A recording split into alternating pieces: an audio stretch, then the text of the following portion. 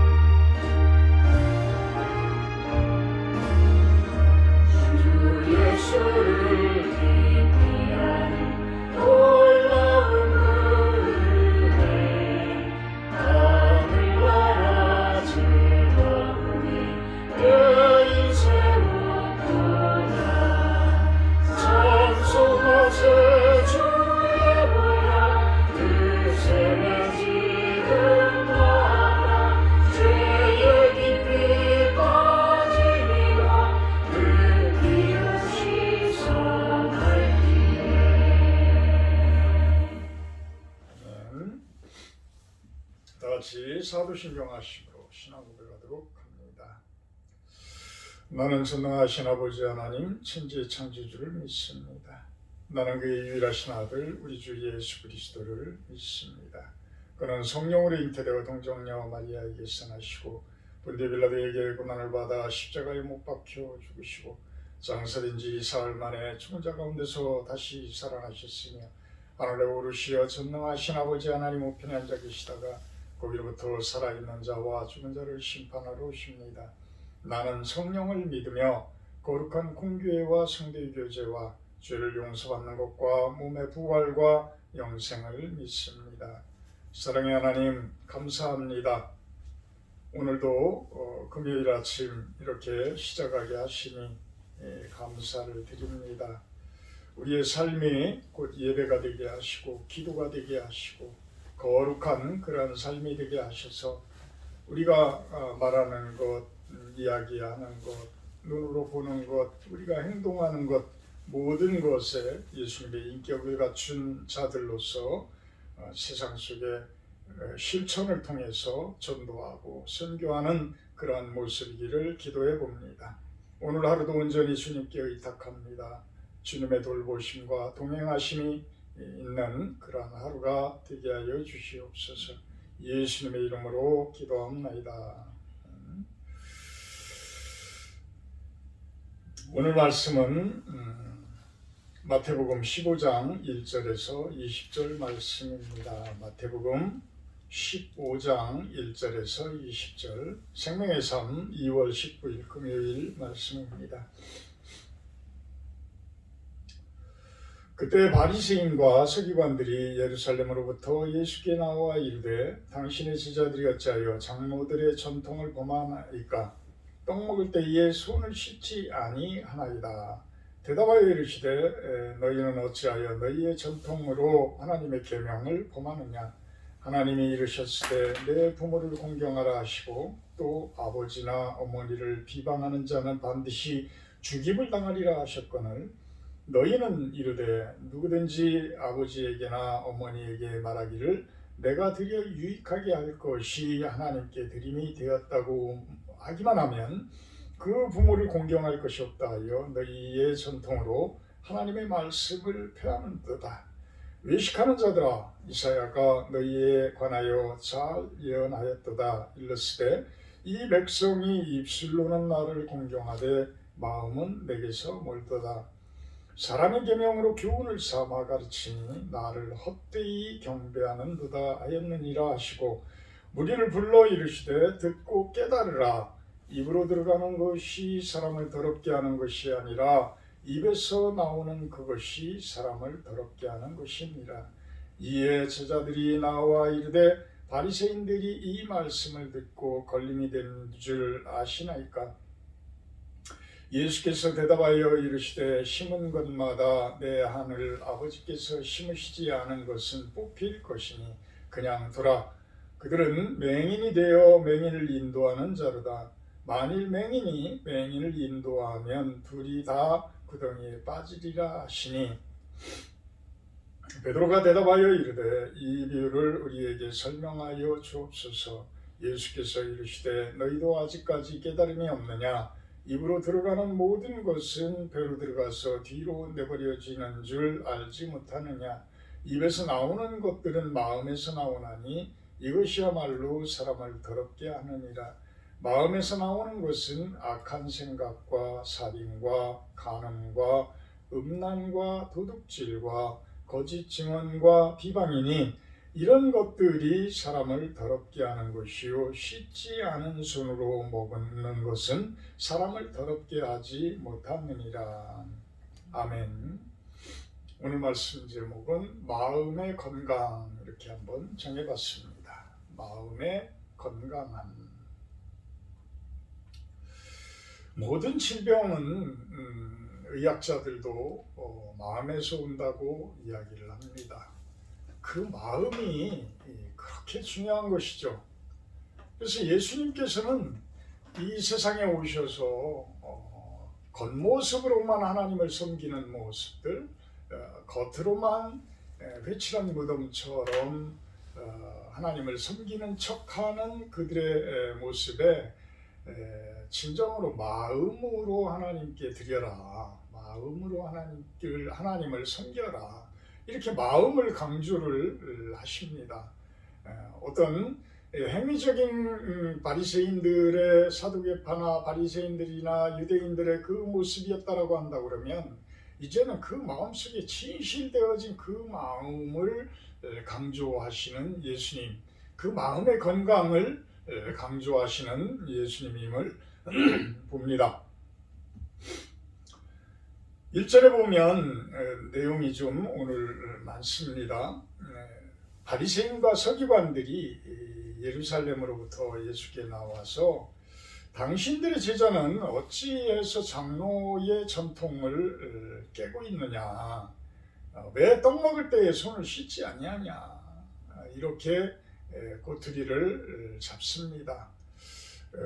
외모지향주의, 어떤 바깥의 형식적인 것을 강조를 하게 되면요, 내면의 그 아름다움을 강조하지를 못합니다. 여러분들도 아마 그런 부분들을 느끼셨을지 모르지만, 사람들이 겉모습만을 너무 치장하고 따지고 하다 보면 그 마음이 소홀해지는 경우들을 많이 바라봐요. 그래서 겉을 치장하면서 안을 변화시키려고 하는 것은 상당히 어렵습니다. 왜? 겉을 치장을 한다는 것은 하나님께 보이려고 하는 모습이 아니라 사람에게 보이려고 하는 그 마음이 많기 때문이에요. 그래서 예수님께서는 속으로부터의 변화를 이야기합니다. 마음으로부터의 변화를 이야기합니다. 마음이 아름다워지고자 노력하는 분들은 겉모습도 아름답게 만듭니다. 왜? 그것이 가장 큰 계명을 실천하는 것이기에, 하나님을 사랑하고 수평적으로는 이웃을 사랑하는 모습이기 때문에 하나님께 잘 보이고자 하는 그 마음은 사람들에게도 잘 보여지게 되어지기 때문일 겁니다.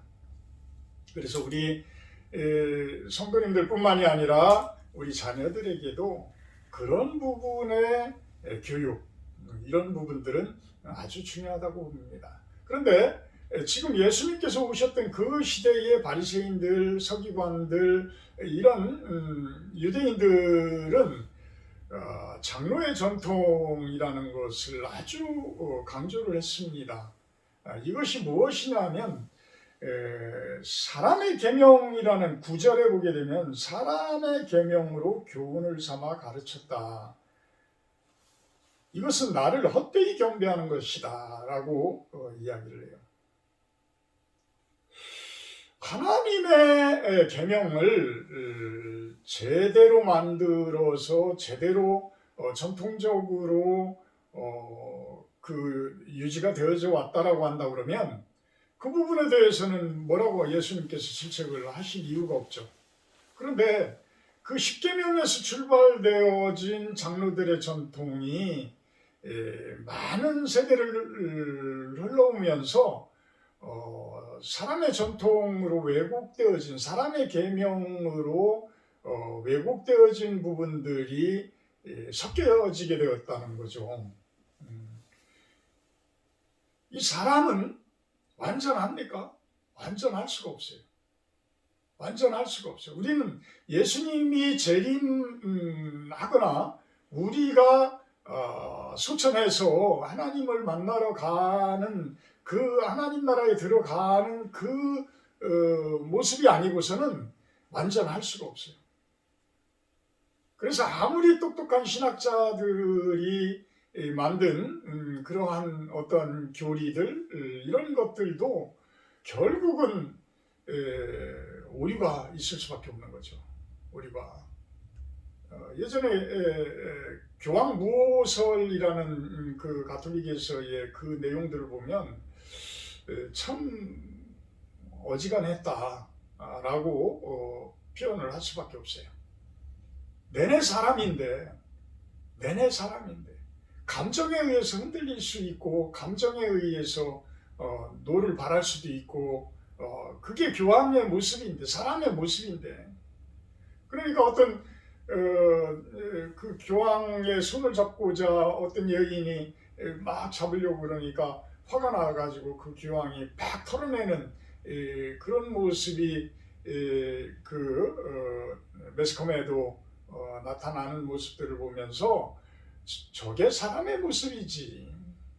저게 사람의 모습이지. 우리는 그 부분을 망각해서는 안 됩니다.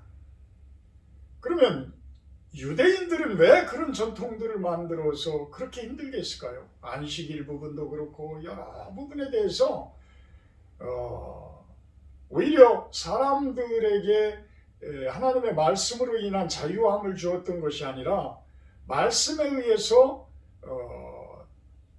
자유함을 주는 그 모습이 되어야 할진데 오히려 전통에 의해서 율법에 의해서 사람들을 올가미 심는 거예요. 올가미 심는 거예요. 역사적인 우리의 전통을 보더라도 기독교의 전통들을 보더라도 중세시대의 모습들 아주 지금의 바리새인들의 모습들하고 아주 비슷하다고 보면 될 것입니다. 이와 같이 어떤 사람의 계명에 의해서 사람들을 통솔하려고 하고 사람들을 겁박해서 그들로 하여금 꼼짝 못하게 하고 이런 의도가 있다라고 한다 그러면 사람의 의도가 숨어있는 율법이라고 한다 그러면 법이라고 한다 그러면 그것은 진정한 하나님의 말씀이 아니다라는 거예요. 사람의 계명이라는 거예요. 사람의 계명.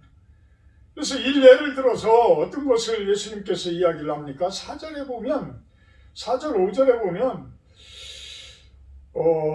내 부모를 공경하라라는 제5계명이 아주 큰 계명이잖아요. 거기 아버지나 어머니를 비방하는 자는 반드시 죽임을 당하리라까지 이야기를 하는 그런 하나님의 율법인데 이것을 어떻게 교묘하게 바꿨느냐 하면 부모를 섬길 것을 내가 하나님께 이미 다 바쳤습니다. 이렇게 이야기만 하면 부모 공경을 안 해도 된다는 거예요. 제가 이 부모를 공경하라라는 이 계명이 제5 계명이 왜 그렇게 중요한가를 제가 요즘에 와가지고 참 절실하게 느낍니다.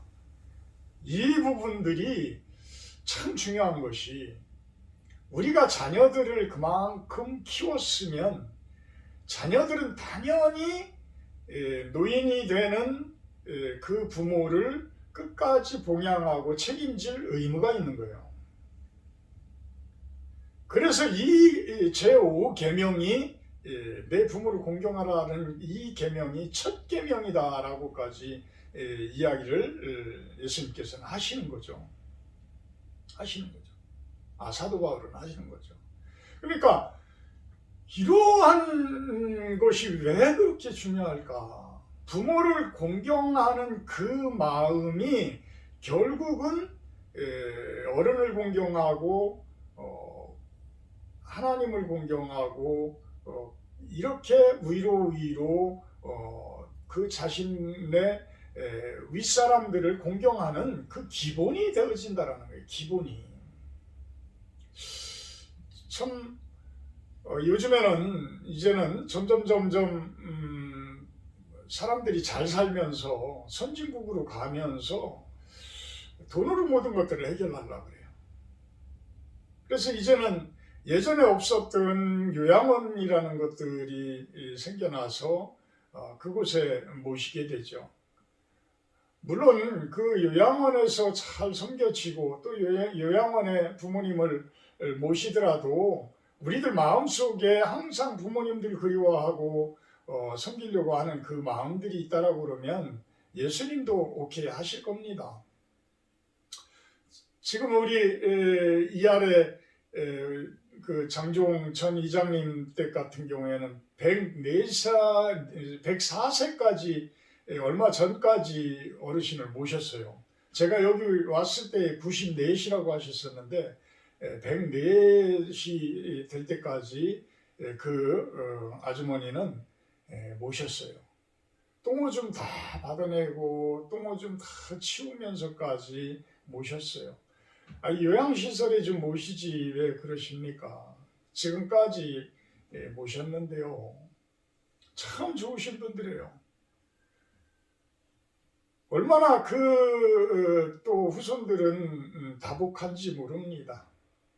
이렇게 어른을 잘 섬기는 집안들을 보게 되면 그만큼 하나님께서 또한 축복하는 것을 보게 되어집니다. 그런데 바리새인들은 이렇게 어떤 부모를 공경하는 모습조차도 하나님께 바치면은 그 부분을 안 해도 된다라고까지 교묘하게 법을 만들었어요. 그 깊은 뜻은 정확하게는 이제 주석서에 나오지는 않았지만 어떤 교회 개념을 봤을 때에 교회에 헌금을 많이 하고 부모의 이름으로 헌금을 많이 하게 되면 부모 공경하는 부분이 소홀히 하더라도 그 부분은 하나님께 이미 바쳐진 것이 되었기 때문에 탕감될 수 있다. 이렇게 해석을 할 수 있을 것 같아요. 제 개인적으로 본다 그러면 이거는 또한 물질적인 부분이 결부되어진 어떤 장로들의 교묘한 어떤 전통 아닐까, 교묘한 규정이 아닐까라고 생각을 해봅니다.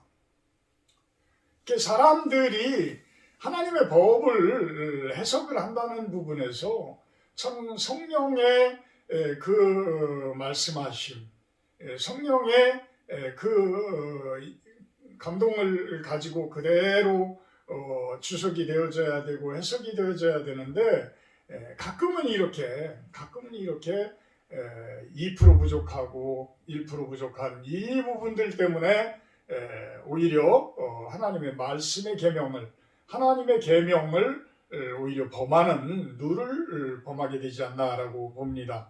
근데 예수님 시대에 이 바리새인들의 전통은 그런 부분들이 아주 심했던 것 같아요.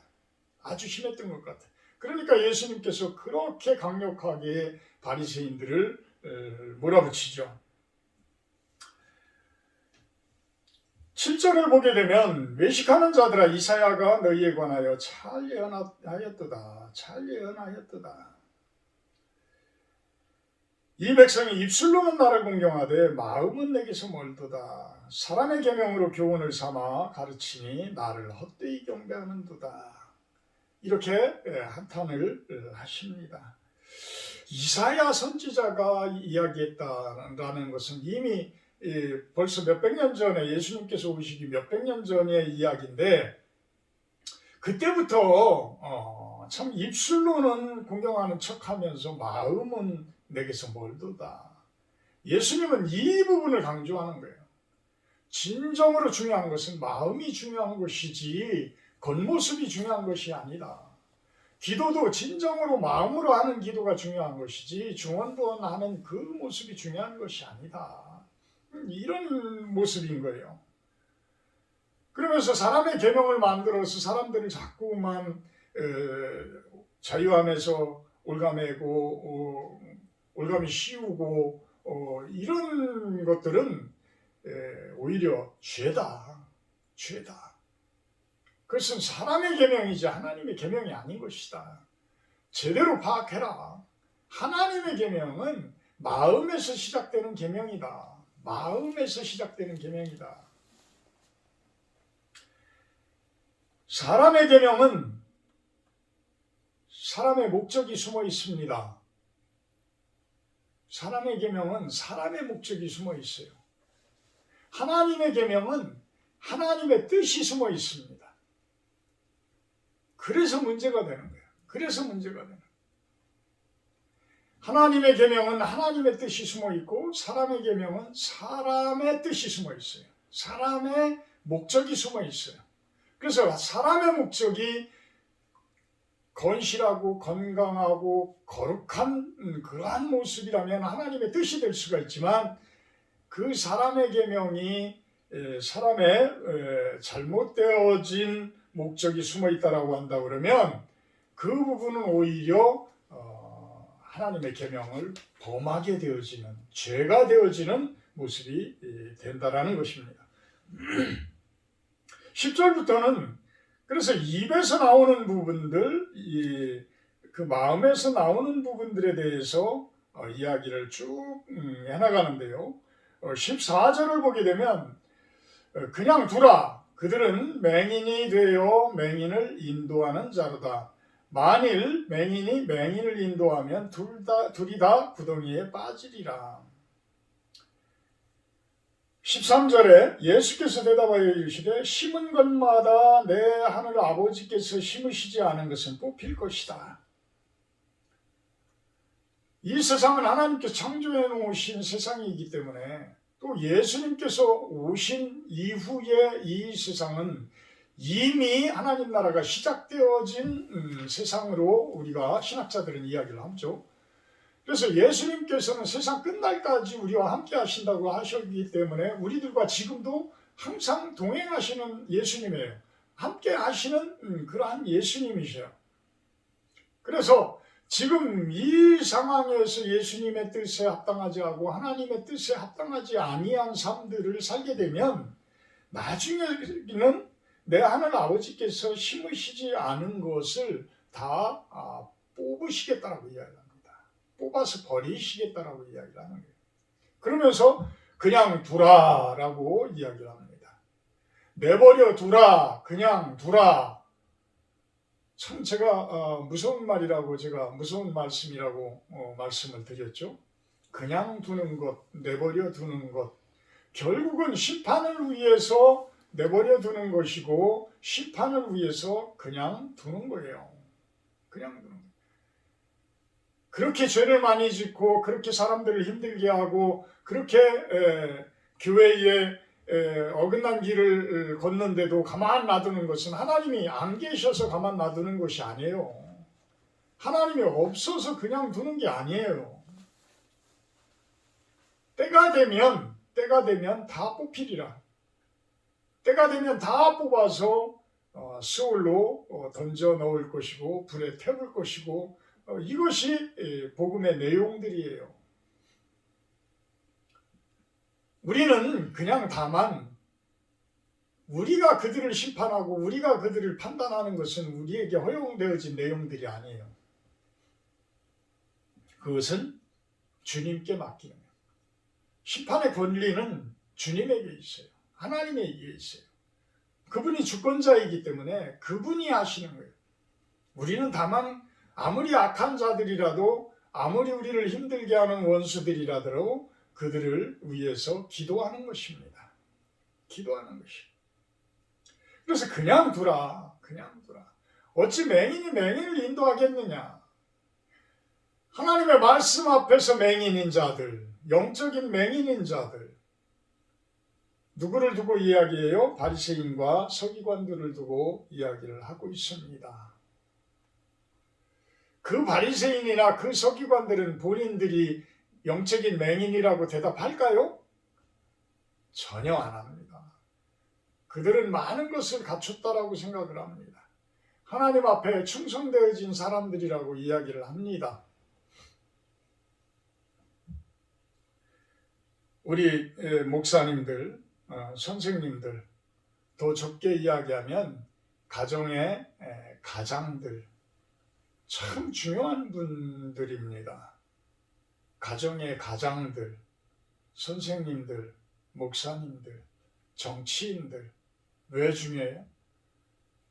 이 사회를 이끌어가는 분들, 이 세상 가운데 많은 자들을 교육하는 분들이기 때문에 참 중요한 거예요. 참 중요해요. 좁게는 가정이 교회가 되어야 하는데 그것이 가장 기본이 되어지는데 가화만사성, 가정이 화목하면 모든 것들이 다 이루어진다라고 이야기를 하잖아요. 가정이 말씀 안에서 참된 평강을 얻고 화목한 하나님 나라를 이루어지게 되면 그러한 가정들이 모여서 교회가 되어지고 그러한 가정들이 모여서 사회가 되어져서 온 사회가 참으로 건강한 모습이 되어질 것입니다. 그 역할들을 감당하는 분들, 가장이요, 선생님들이요, 우리 목사님들입니다. 그분들이 바로 서야 합니다. 바른 예수 그리스도의 인격을 갖춘 자들로서 바로 서야 됩니다. 그분들만 바로 서줘도 이 사회는 많이 건강해집니다. 많이 좋아집니다. 웃음꽃이 필 것입니다. 서로가 서로를 향해서 참 축복하는 그러한 대화들이 아주 많아질 것입니다. 서로가 경계하고 서로가 물질 때문에 경쟁하고 다투고 이러한 모습의 삶들이 아니라 서로 위로하며 축복하며 안아주며 허그하며 이런 아름다운 모습이 될 거라는 것입니다. 15절에서부터 20절까지는 입에서 나오는 것, 마음에서 나오는 것에 대해서 이야기를 합니다. 마음이 왜 그렇게 중요하냐? 마음의 건강이 왜 그렇게 중요하냐? 입에서 나오는 것은 마음에서 나오는 것이라는 거예요. 마음에서 나오는. 물론 가식적인 그냥 영혼 없는 대답을 하는 경우도 있지만 대부분 상대방에게 이야기를 할 때는 그것이 마음에서 나온다는 거예요. 마음에서. 저도 목사가 처음 되었을 때 지금은 이제 제가 8년째죠. 8년째 지금 목사 임직을 받은데 8년째 사역을 하고 있는데 처음 목사 임직을 받았을 때는 그렇게 말하기가 쉽지 않은 거예요. 나도 모르게 튀어나오는 그 말들이 감정일 수 있고 어떤 내 속에 있는 것들이 그대로 튀어나올 수 있기 때문에 그 부분을 참 조심하게 되더라고요. 그래서 아마도 목사님들이 여러 성도님들 앞에서 대부분 말을 많이 안 하는 분들이 대부분일 것 같아요. 말을 많이 하게 되면 모르는 사이에 그 마음속에 있는 것들이 드러나게 되죠. 밑바닥에 있는 것들이 드러나게 됩니다. 그럼 어떤 것을 치료를 해야 되나요? 속마음을 치료를 해야 된다라고 저는 생각을 합니다. 아직도 부족합니다. 물론 아직도 부족해요. 저도 운동을 좋아해서 테니스를 지금 하고 있지만 지는 상황이 되면 막 속에서 막 올라와요. 올라옵니다. 그런데 이제 그것이 정도가 지나치면 입을 통해서 막 표출되기도 하고 이러죠. 그러면 같이 치는 사람도 똑같이 흥분 상태에 있고 제대로 게임이 안 될 때는 화도 나고 이러는데 그렇게 튀어나오게 되면 서로가 이제 감정이 예민해지고 이런 경우를 봅니다. 지금은 이제는 많이 좀 누그러졌고 많이 좀 이제 좀 수양이 되어 가는 것 같은데 그래도 아직도 부족하다고 봅니다. 제 마음속이 이렇습니다. 우리의 삶 가운데서도 우리가 마음을 자꾸만 비우고 그곳에 말씀으로 채우고 성령 하나님으로 채우지 않으면 우리도 모르는 사이에 감정이 격해지고 이러면은 그것이 막 튀어나가게 돼요. 특히 부부싸움 같은 거를 하게 되면 아주 그냥 상대를 심하게 모욕하는 발언들을 서슴지 않게 하게 되고 이러죠. 그래서 우리가 그 마음속을 정결히 하지 않고 그 마음속을 거룩하게 자꾸만 유지하려고 노력하지 않으면 우리의 그 인격은 나중에는 밑바닥이 드러나서 그들에게 실족하게 하고 그들을 힘들게 하고 이런 모습이 될 겁니다. 특히 지도자인 목사요, 선생님이요, 사모의 모습은 그런 모습일 거예요. 가정에서의 가장의 모습도 아이들에게 그런 모습들이 심어질 겁니다. 그래서 어려서부터의 그 트라우마가 평생을 아마 가지고 가는 모습일 수도 있어요. 근데 제가 이 대목에서 여러분들에게 당부를 드리고 싶은 이야기는 변합니다. 사람은 변합니다. 예전에 가졌던 트라우마를 가지고 그대로 늦게까지 평생을 그분을 판단하면서 가지 마십시오. 그것은 용서하셔야 돼요. 그래야 내 마음속에 있는 그 부분이 정결하여지고 거룩하여집니다. 그 부분을 털어내지 않으시면 여러분들은 평생 죄를 짓고 사는 거예요. 남들을 정죄하는 모습으로 살게 되어져요. 남들이 아니라 가장 가까운 사람을 정죄하면서 겉으로서는 아닌 척하며 웃으며 살게 됩니다. 그런데 그런 부분들이 싸움을 통해서 어떤 부부싸움을 통해서 어떤 가정의 어떤 트러블에 의해서 막 드러나기 시작을 하죠. 그럴 때 여러분들을 다시 한번 바라보고 회개하면서 자신들의 마음을 건강하게 정결하게 하는 그 모습이기를 기도해 봅니다. 악한 생각과 19절에 보면 살인과 간음과 음란, 도둑질, 거짓 증언, 비방 온갖 더러운 것들이 그 마음속에 채워져 있다는 거예요. 채워져 있다는 거예요. 그래서 우리들은 돈을 보면 욕심을 내게 되고 예쁜 여자들을 보게 되면 정욕을 품게 되고 이런 모습들인 거예요. 이런 모습들. 그런 것이 없다라고 하면 사람이 아닌 것이죠. 어떤 호르몬에 의해서 생겨 있는 것이고 어떤 욕심이라는 기본적인 부분이 있어야 이 세상에서 본능적으로 살아남을 수 있는 그 최소한의 본능들을 하나님께서 주어졌기 때문에 그런 마음들은 있는 거예요. 그렇지만 정작 나를 주도하는 내 마음을 주도하는 그 주권자는 누구냐는 거예요. 그 주권자가 하나님이 될 때, 그 주권자가 예수님이 될 때 우리는 건강한 모습으로 살아갈 수 있다라고 합니다. 성경 말씀을 보면 마태복음 5장 8절에 마음이 청결한 자는 하나님을 볼 것이다.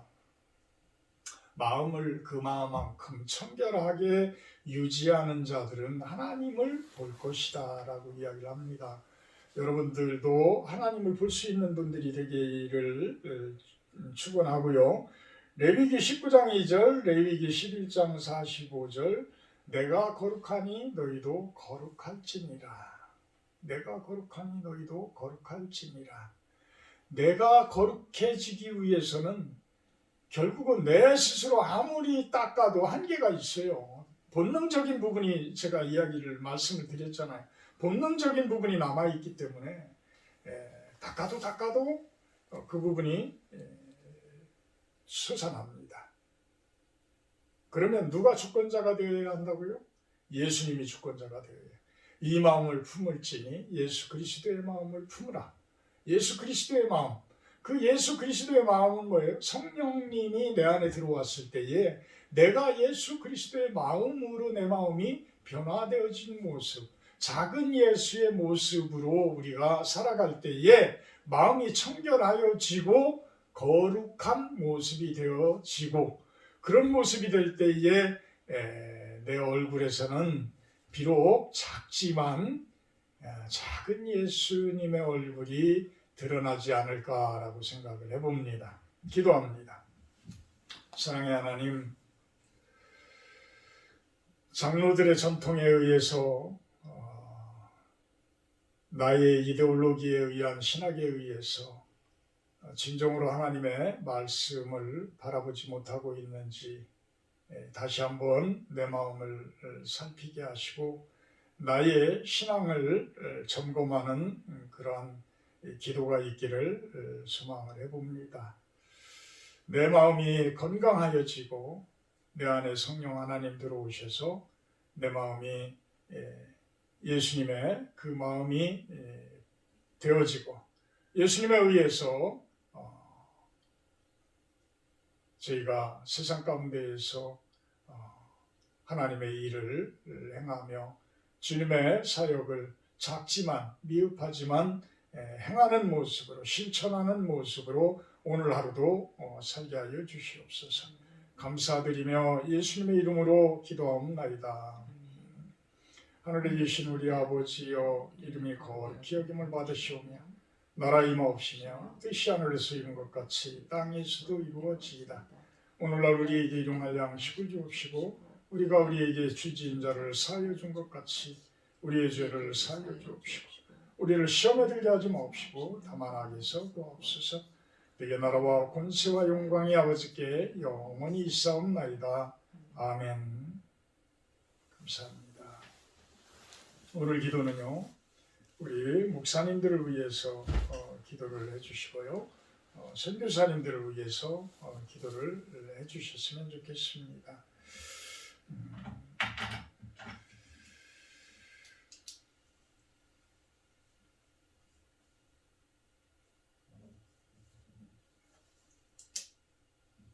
여러분들도 주변에 계신 목사님들 위해서, 선교사님들 위해서 좀 오늘 하루는 기도를 좀 해주시는 모습이기를 부탁을 드립니다.